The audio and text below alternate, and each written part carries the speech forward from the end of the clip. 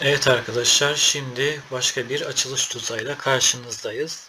En çok yapılan açılış tuzaklarından birisi ve yeni başlayan sporcular için en çok yapılan beyaz sporcu için en çok yapılan hatalardan birisi. Siyahların da avantaj olarak kullandığı bir tuzak. Hem taşlarını geliştiriyor hem de rakibin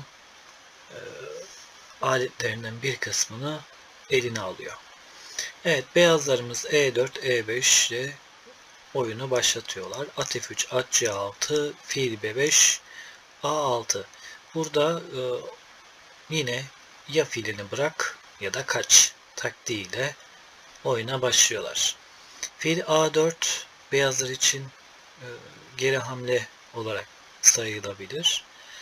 At F6, at C3, D6, D4 hamlesinden sonra siyahlar B5 ile fili tekrar bir kışkırtma hamlesi yapıyor.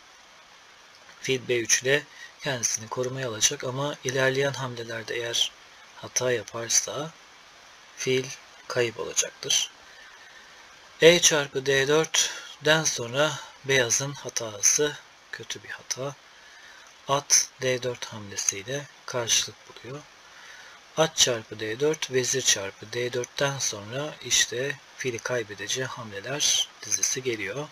C5, vezir D1, C4 ile fil artık kayıp, siyahlar için kazanç oluyor.